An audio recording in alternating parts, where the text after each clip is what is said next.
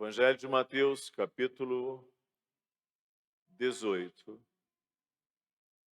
os versos de 18 a 20. Vou pedir que você mantenha o texto aberto, são apenas 3 versos, porque farei algumas considerações iniciais antes de considerarmos esses 3 versículos. Eu não sei se você já teve o privilégio de assistir a uma grande orquestra. É um privilégio.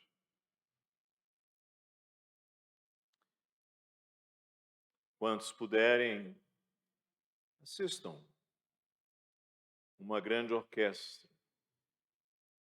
Não é comum e às vezes para nós não tão fácil, mas é bom assistir uma orquestra. E nós uma vez chegamos cedo, e ali estavam aqueles músicos, talvez perto de uma centena de músicos, só que eles estavam ainda afinando os seus instrumentos. Então você imagina aquela quantidade imensa de músicos, com seus instrumentos os mais diferentes, cada um fazendo um som, para tentar afinar o instrumento, um sopro, uma corda. Você não queira imaginar o quanto aquilo é irritante. Vai deixando a gente meio que tenso, porque os barulhos são dissonantes, são irritativos. E aí eles afinam. Aí o maestro manda eles ir lá para trás de uma cortina. Depois eles voltam, se assentam. O maestro vai lá na frente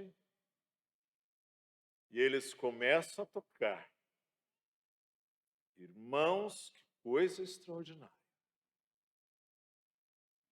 São instrumentos diferentes, cordas, sopros, metais, percussões, ritmos, timbres,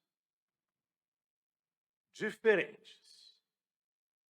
Mas aquilo se une, se harmoniza e é arrepiante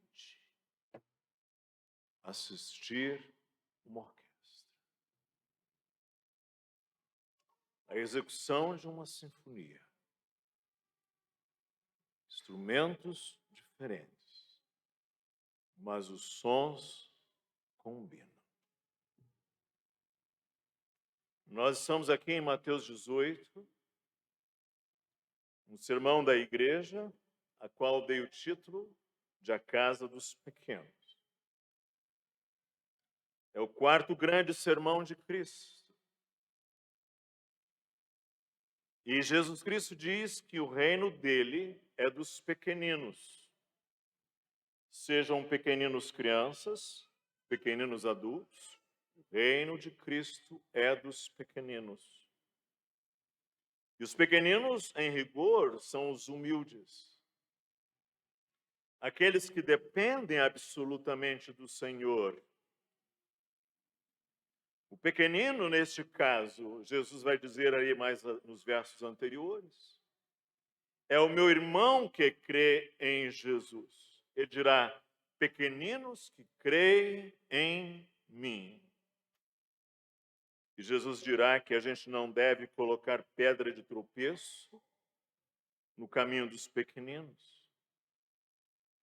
Ele dirá, vede, não desprezeis a qualquer destes pequeninos. No reino de Cristo, a gente busca os fracos, os pequeninos. Jesus dirá, não é da vontade do vosso Pai Celeste que pereça um só destes pequeninos. Por isso ele dirá que na igreja e no reino dele, o maior serve o menor. Ele mesmo diz no verso 11: porque o Filho do Homem veio salvar o que estava perdido. Ou seja, o maior veio buscar os pequeninos, que somos todos nós. E aí, na palavra anterior, ele disse: se teu irmão pecar, como é que eu lido se o meu irmão pecar? Eu tenho 4 irmãos. Nós somos, na verdade, em 4 irmãos. Tenho 3 irmãos, já que um faleceu na infância. Se o meu irmão pecar, o que é que eu faço? Mas aqui ele está falando de os irmãos pequeninos que fazem parte do reino da igreja, do reino dele, e que na agência do reino, que é a igreja. Ele diz: deve-se fazer um esforço para ganhar esse irmão, para protegê-lo e não expô-lo. E a exposição deve ser proporcional à dureza do coração, porque na igreja a glória da obra de arte de ganhar o irmão é para Cristo. Ele nos ensina 3 passos. Se teu irmão pecar, você vai lá e primeiro esteja você e ele só, sem ninguém. Não dá publicidade disso. Esteja com ele. Se ele não te ouvir, então você chama 3 testemunhas, 2 ou 3, para irem com você, mas também não publica isso. E é preciso que essas 3 testemunhas estejam, vocês 3 ou 4, estejam obviamente em acordo para estar com ele. E se ele não ouvir, então vocês trazem o assunto à igreja. Porque é muito importante ouvir a igreja. E se ele não ouvir a igreja, considera-o gentil e publicano, isto é, sem a graça, alguém que não tem a lógica da casa dos pequenos, que é a igreja do Senhor. Isso faz sentido? Porque ele não ouve o irmão que o busca com tato e privativamente. Ele não ouve os 3 ou 4 que também vão procurá-lo, mas sem fazer disso publicidade da situação, a fim de preservá-lo. Ele também não ouve. E ele não ouve a igreja toda.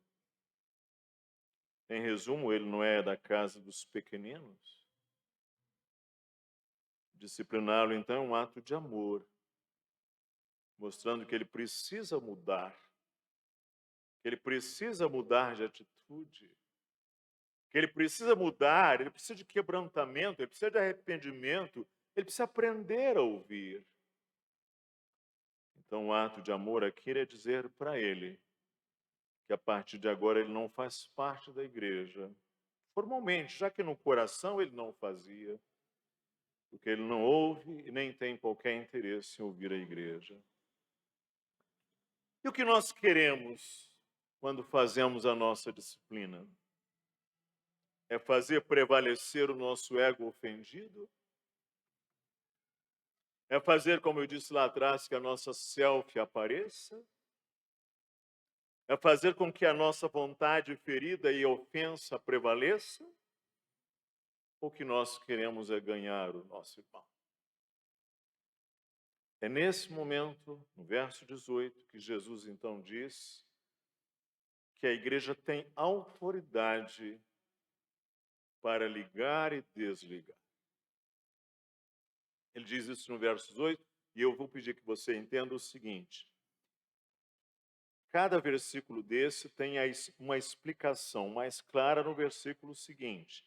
Então, você vai terminar a leitura de um verso, vai vir uma pergunta e o próximo versículo vai ajudar e o terceiro vai completar o raciocínio de Jesus. Ele dirá que a igreja tem autoridade para ligar e desligar. Veja o verso 18. Em verdade vos digo que tudo que ligardes na terra terá sido ligado nos céus, e tudo que desligardes na terra terá sido desligado nos céus. Uma vez Jesus nos ensinou a orar: seja feita a tua vontade, assim na terra como nos céus. Ou seja, ele pede que nós façamos aqui na terra a vontade que é feita nos céus. E ele fala que aqui, ligar e desligar fazem parte da vontade de Deus. Isso é importante. Porque já hoje há igrejas e pastores, inclusive alguns bem conhecidos que estão aí sendo ouvidos na internet, que não entendem que a igreja deva desligar. Mas ou eles se harmonizam com a palavra de Deus, ou eles definitivamente estão com um grande problema. Porque há um desacordo entre o ensino deles e o de Jesus. O ensino de Jesus é o que a igreja ligar a uma relação disso com a vontade dos céus. E a igreja desligar também. Ligar e desligar aqui na língua original são verbos de 3 letras, que terminam elas com W em português. Então, liga, desliga, mas são 3 verbos aqui em português não é assim, mas em grego é ligar, desligar, e é uma lógica assim. O que seria ligar? É atar com um laço, é prender, é colocar sob deveres e obrigações, e às vezes até declarar preso em cadeias. E o que é desligar? É libertar alguém de algo, é desamarrar, por exemplo, desamarrar um sapato, desamarrar uma corrente, soltar um prisioneiro, despedir, dissolver. E Jesus disse a Pedro que a igreja tem autoridade para ligar e desligar. E preste atenção, Pedro ali é representante da igreja. Não é exatamente ele, a figura, como entendem alguns aí hoje no mundo da cristandade, não é ele assim, aquela figura única que tem o poder de desligar e de ligar e desligar. Ele ali representa a igreja. O Senhor está falando como representante, ele dos apóstolos, representando a igreja. Jesus disse a Pedro: dou-te as chaves do reino dos céus. E o que ligares na terra terá sido ligado nos céus. E o que desligares na terra terá sido desligado nos céus. Mateus 16, 19. Então, Jesus vai dizer que a igreja tem esta autoridade, essas chaves, de atar e desatar, de trancar e destrancar as portas.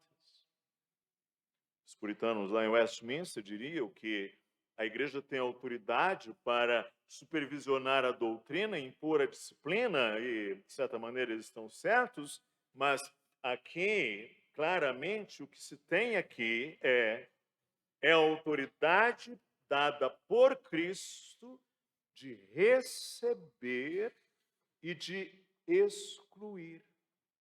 A igreja tem esta autoridade de receber e excluir, de atar e desatar, de ligar e desligar.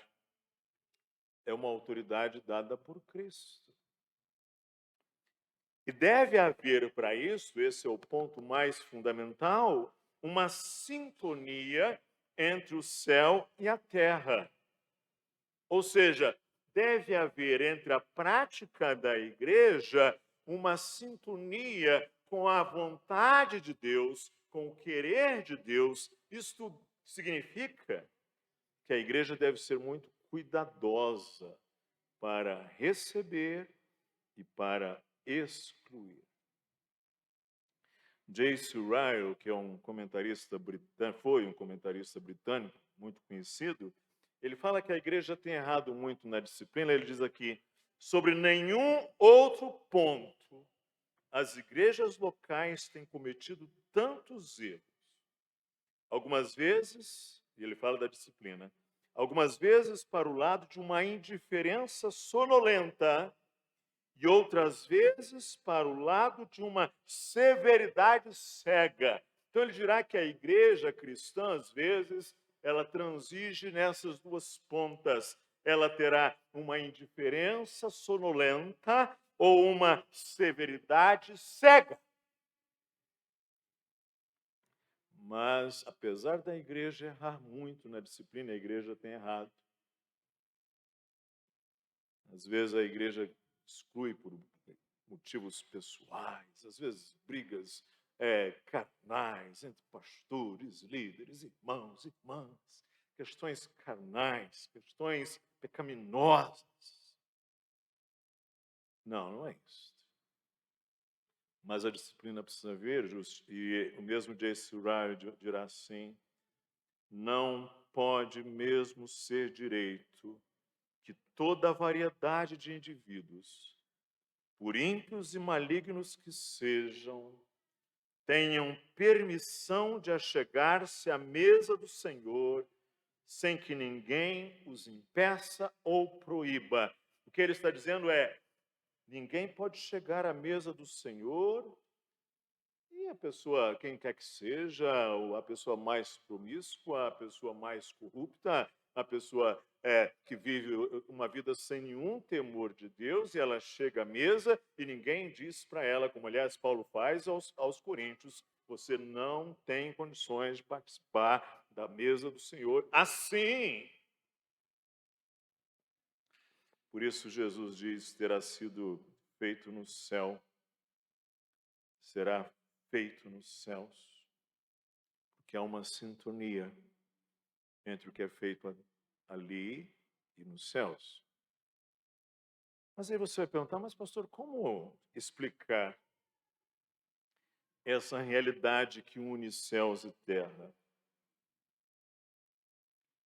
Esse ligar aqui terá sido feito nos céus, e o que ligar aqui terá sido feito nos céus? Vejam o verso 19. Em verdade também vos digo que se dois dentre vós sobre a terra concordarem a respeito de qualquer coisa que, porventura, pedirem, ser-lhes-á concedida por meu Pai que está nos céus. Que versículo forte. Primeiro, dois seres humanos concordarem não é uma coisa tão fácil assim como parece. Vocês sabem disso. Tem um ditado em português que diz, cada cabeça, uma sentença. Que negócio complicado. Isso começa com marido e mulher lá no Éden, lembra? Que problemão que já começou lá. Se lembra daqueles dois irmãos ali, Caim e Abel? O que foi aquilo? E sabe a quem o verbo dois irmãos, olha isto, se dois dentre vós sobre a terra concordarem a respeito de qualquer coisa que porventura pedirem, ser-lhes-á concedida por meu Pai que está nos céus. Sabe qual é o verbo concordar aqui na língua original? É sinfonel. É de onde vem a nossa palavra sinfonia. Exatamente daí. Qual é a origem da palavra sinfonia? Procede daquela palavra sim, grego, né? Fonos, sim é junto. Fonos é voz ou som. Isso é, que une sua voz, que está de acordo, que está unânime. Então, sinfonel, concordar, é estar de acordo. Literalmente é produzir som juntos, daí sinfonia, não é? Os sonidos concordam, ainda que não sejam idênticos. Valdir, os irmãos aqui dirigiram há pouco as músicas e eles cantaram em harmonia. Um cantava a melodia, outro cantava o tenor, outro cantava o soprano, outro cantava o baixo, mas no final das contas isso fazia uma harmonia. É nesse sentido que o Senhor Jesus está dizendo que haja um acordo, mesmo que não seja, vocês não sejam idênticos, mas é preciso o som, a voz sair junto. Um autor chamado McNeil, ele diz o seguinte: o acordo de dois não é mágica que força a Deus a responder, mas implica em que eles se uniram como discípulos. Esse é o ponto. Eles estão unidos como discípulo, o que envolve a apresentação de pedidos, mas que espécie de pedidos? Daquela espécie de pedidos que o nosso Mestre, Jesus Cristo, endossará. Isso vai ficar mais claro no verso seguinte. Ou seja, quando nós estamos tão unidos que os nossos pedidos são de uma ordem tal que os céus dizem sim, amém. Essa unidade é muito importante. Certa ocasião, e já faz bastante tempo, em determinado lugar, um casal me ligou: pastor, o senhor pode fazer-nos uma visita? Eu disse, sim, claro. Marcamos, e eu cheguei lá para visitá-los. E eles não estavam bem entre si. E eu os ouvi com compaixão, porque perceptivelmente eles não viviam um bom momento. E eles disseram, pastor, está tudo muito mal entre nós. Nós não conseguimos falar a mesma língua. Eu estou dormindo naquele quarto ali, que o senhor vê, ela está dormindo ali. A gente não consegue sequer tomar uma refeição em acordo. E as coisas estão muito más entre nós. Mas como eles dois eram pessoas assim de alguma projeção, eles iam mais para manter as aparências em público. A gente procura dar a impressão de que está tudo bem conosco, mas não está bem. Quando estamos com outras pessoas, até mesmo lá na igreja o Senhor nos tem visto, a gente dá a impressão de que está tudo bem, que nós estamos juntos, mas nós não estamos bem. Então, ouvi, conversamos, oramos, choramos. Então, gente, quando Jesus fala aqui de concordar, não está falando de alguma coisa só pro forma, de alguma coisa aparente, de alguma coisa apenas que dá a impressão. Ele está falando dessa sintonia real de coração. Essa sintonia que eu volto a isso, iluminada pelo Espírito Santo. O autor brasileiro chamado Nelson Rodrigues diz: toda unanimidade é burra, quem pensa com unanimidade não precisa pensar. Eu entendo o que ele quis dizer. É que às vezes a gente pensa com a maioria, a gente nem pensa, a gente é levado assim como que por um sopro, pela força, pela influência. Ele disse isso, mas eu preciso discordar dele que toda unanimidade é assim. Não é. Lá no livro de Atos, dos Apóstolos, se diz que aquela igreja tinha uma obra do Espírito Santo tão profunda.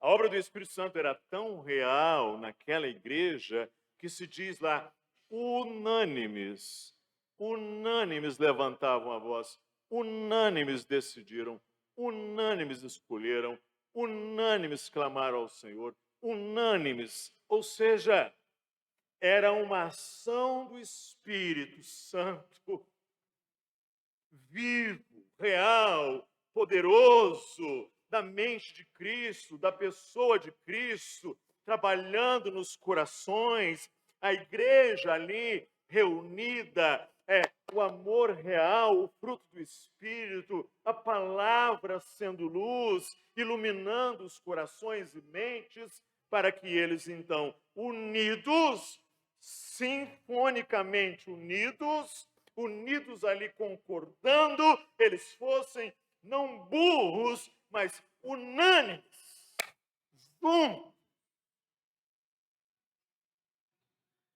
Isso então Jesus diz da confiança que deve ter a igreja reunida à luz da palavra e à luz da direção do Espírito. Essa igreja que está ali, iluminada pela palavra do Senhor, iluminada pela obra do Espírito, ela unida. Aí Jesus diz: se vocês estiverem assim, dois, mesmo que sejam dois, nesta sinfonia, neste acordo, pedireis qualquer coisa. E se alguém tiver assim, não pede qualquer coisa não, tá, gente? Não pede bobagem. Pede aquilo que agrada ao Senhor. Pede aquilo que honra o Senhor. Pede aquilo que glorifica o Senhor. Ser-lhes-á concedida por meu Pai que está nos céus. Ou seja, será feito por meu Pai que está nos céus. Que coisa extraordinária! É uma igreja unida, unânime, no Espírito, na mesma mente, no mesmo coração, um só temor, usando uma expressão de Atos, uma só alma. Isto é poderoso, porque isto conecta céus e terra. Isto é o cumprimento da súplica primeira. Seja feita a tua vontade, assim na terra como nos céus. Isso é extraordinário. Será feito para o meu Pai. E aí você verá o porquê no verso seguinte. Ele vai dizer, porque quando estiverem nesse acordo aí, eu estou ali, disse Jesus. Vamos ver o verso 20. Porque onde estiverem dois ou três reunidos em meu nome, ali estou eu no meio deles. Agora isso vai fazer sentido. Se estiverem dois ou três reunidos, o verbo reunir aqui é o verbo sinago, de onde vem a palavra sinagoga, aliás. Sin é junto, go é andar junto. É a ideia de andar. Aliás, não sei se vocês sabem, mas no Antigo Testamento não tem a palavra fé. Aparece apenas uma vez a palavra fé lá em Abacuque, mas ela tem uma tradução ali muito singular. Mas não tem a palavra fé no Antigo Testamento, mas tem a palavra confiar, os verbos relativos, porque para o hebreu, o que pesa muito é o sentido de caminho, de andar. Andou Enoque com Deus, Jó andava e desviava-se do mal. O caminho do justo é como a luz da aurora. Esse andar, não é? E se dois andam juntos, reunidos, foram chamados por Cristo, com a mente de Cristo, com a palavra de Cristo, trazidos para dentro de casa, eles estão dentro da mesma casa, com esse mesmo coração, com essa mesma alma. Então, disse Jesus, eu estou ali no meio deles. O profeta Amós faz uma pergunta muito interessante. Andarão dois juntos se não estiverem de acordo? É difícil. Porque um quer ir para o sul, outro quer ir para o leste, um quer ir para lá, outro quer ir para cá, um quer fazer isso, outro quer fazer aquilo outro. E as coisas ficam complicadas. Mas Jesus diz aqui, se dois ou três estiverem juntos, reunidos, caminhando juntos, essa ideia, sinagoga, juntos, em meu nome. Em meu nome. Ou seja, é como se Cristo estivesse ali sancionando, fazendo o que eles estão fazendo, pensando o que eles estão pensando. Essa unidade, Jesus vai dizer aí, eu estou no meio deles. E Jesus orou por isso, irmãos. Ele ora lá em João 17 assim, a fim de que todos sejam um, como és tu, ó Pai, em mim, e eu em ti. E aí Jesus diz assim, também sejam eles em nós, para que o mundo creia que me enviaste. Então, estarmos unidos no Pai e no Filho, juntos, dois ali, mesmo que a igreja seja pequena, 2, 3. Aí Jesus diz, podem ter certeza, eu estou ali no meio deles. Isso diz respeito à divindade de Cristo? Claro que diz, porque ele está em muitos lugares ao mesmo tempo. Ele disse, por exemplo, ele disse lá em Mateus 28, na chamada grande comissão, vocês vão por todo mundo, não é? Ensinando, pregando o evangelho, batizando os discípulos em nome do Pai, do Filho e do Espírito Santo, guardando, ensinando a eles a guardar todas as coisas que eu vos tenho ordenado.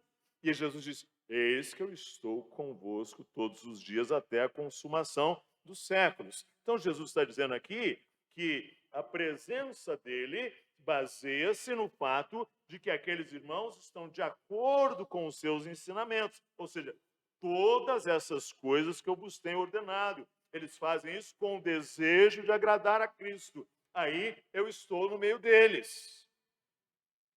Não é que a pessoa chega aqui, um está ali, o outro está lá, eles não conversam entre si, estão magoados e feridos e cheios de pecados e ressentimentos e amarguras mútuas.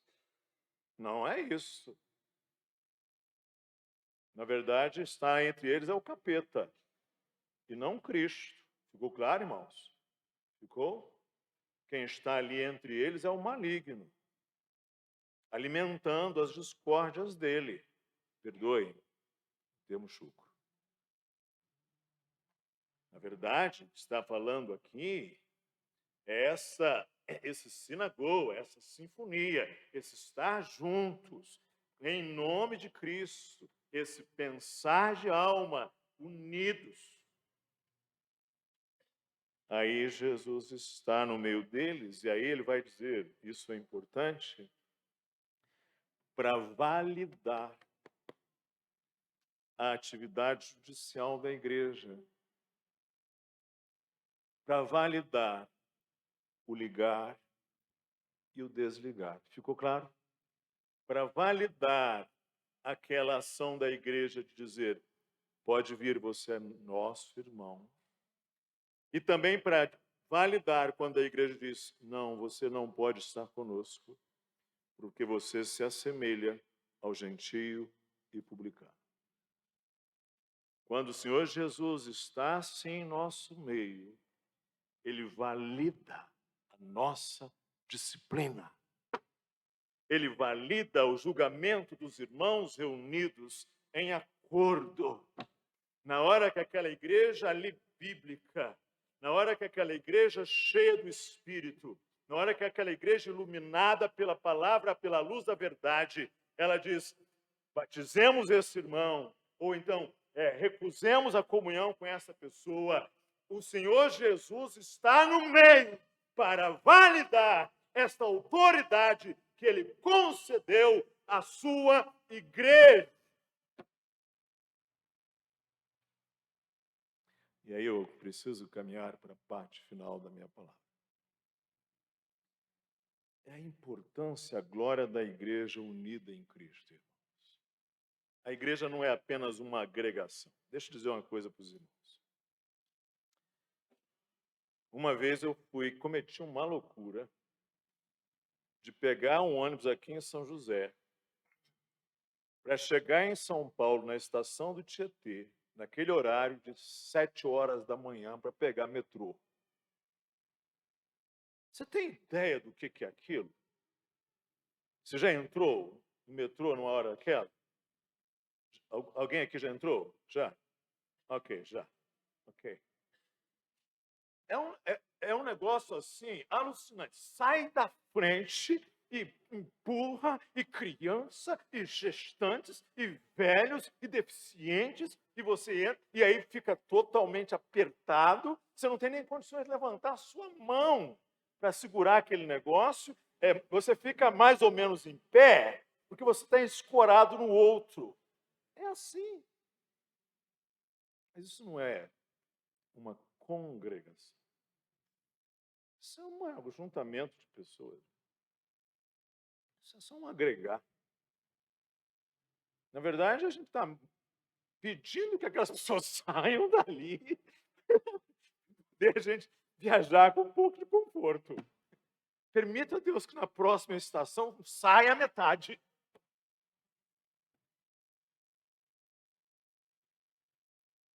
Não é isso.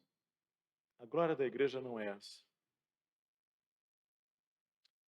Isso diz para nós que não é o fato de uma igreja estar cheia de gente, que ela está com Cristo no meio dela. Presta atenção nisso. Pelo menos não à luz desse texto. Por quê? Porque é preciso uma unidade no espírito, na palavra, na alma.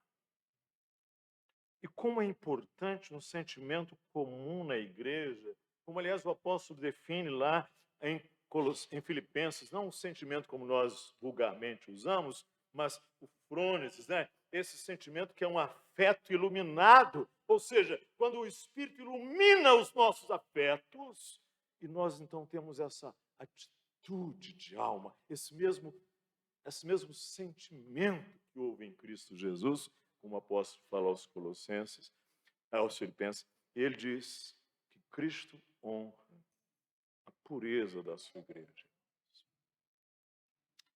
Cristo honra a pureza da sua igreja. Quero dizer uma coisa para vocês.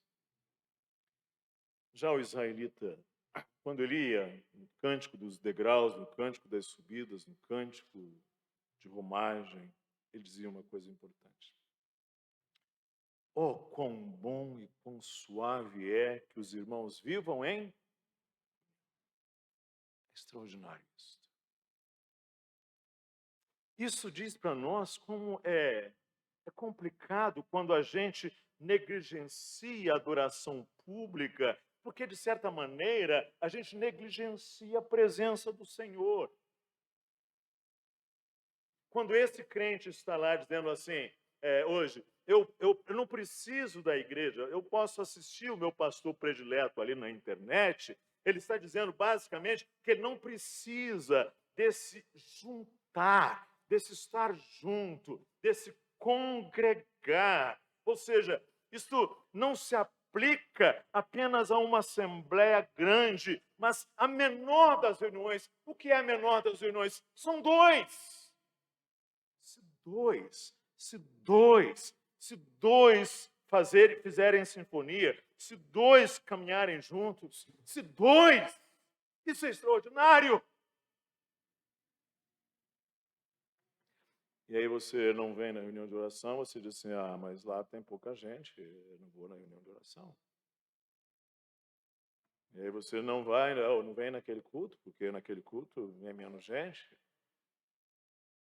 Ou você viaja e você pega lá e passa em frente a uma igreja pequena, não uma igreja assim, com essa quantidade de pessoas como a nossa, mas uma igreja pequena, fiel, está lá o pastor pregando, a palavra de Deus sendo pregada, e você, não, aqui não entro não.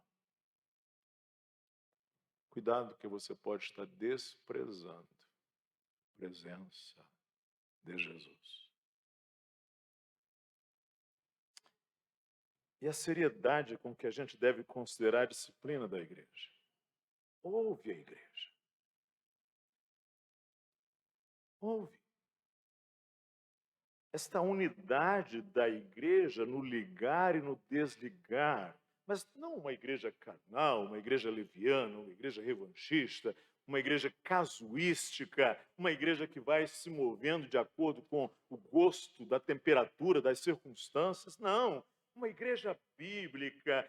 Irmãos, a disciplina de uma igreja bíblica e séria, ela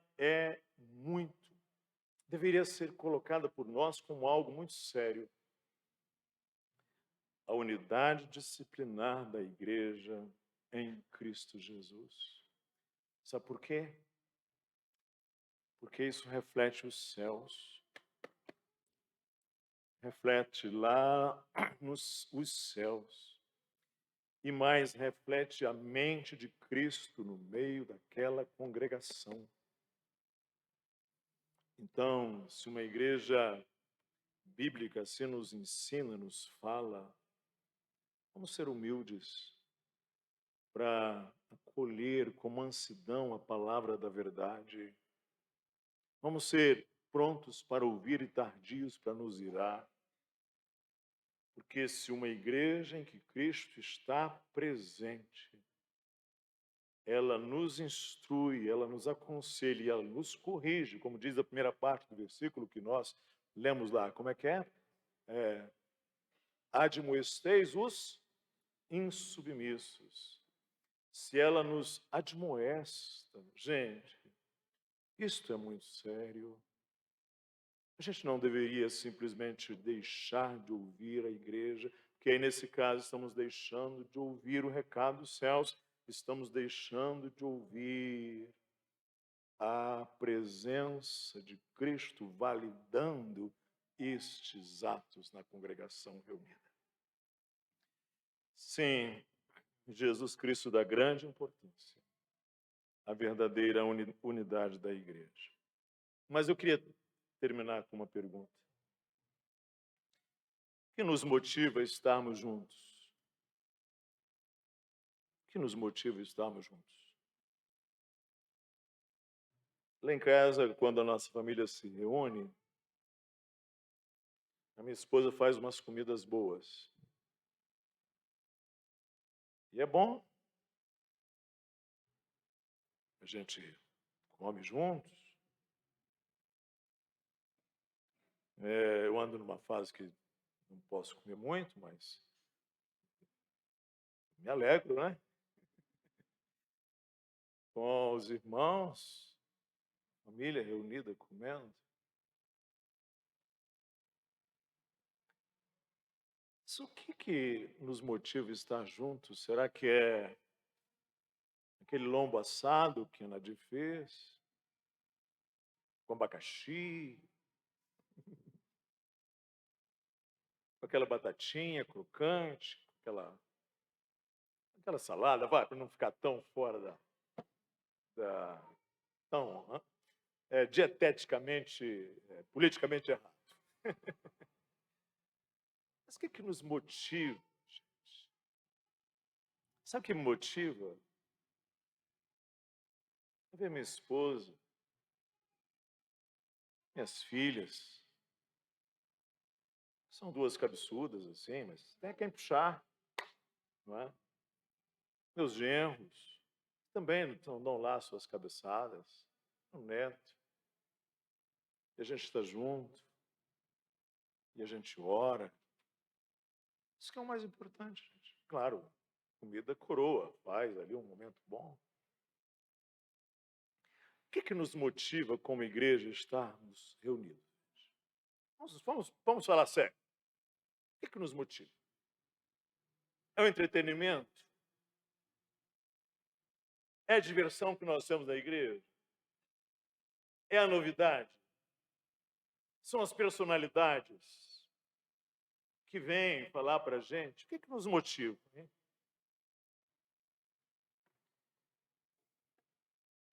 Jesus termina essa palavra. Aí estou eu no meio deles. Posso dizer uma coisa para vocês? Uma boa igreja, à luz desse texto, é aquela igreja em que Jesus Cristo é o fato básico da unidade daquele povo. Ficou claro? Em que Jesus é o ponto central da nossa fé.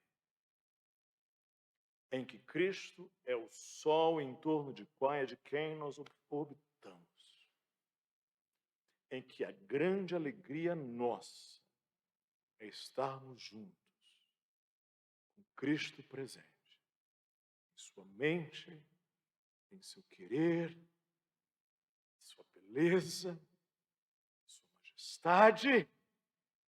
Esse Cristo que nos abençoa. É isto que nós mais deveríamos. Eu sei que nem sempre é o que devemos fazer, mas é isso que nós mais deveríamos buscar quando nós nos ajuntamos como igreja. Cristo em nosso meio. Que Ele nos abençoe. Vamos falar com Ele? Senhor, mantém-nos as perspectivas claras, porque nós tendemos a nos perder, assim como os israelitas que perderam a arca para os filisteus. Muitas vezes nós perdemos Cristo. Há muitos cristianismos sem Cristo hoje.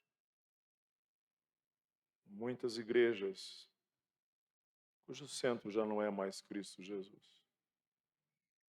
Ajuda-nos a sermos este povo, unidos, validando a vontade dos céus entre nós.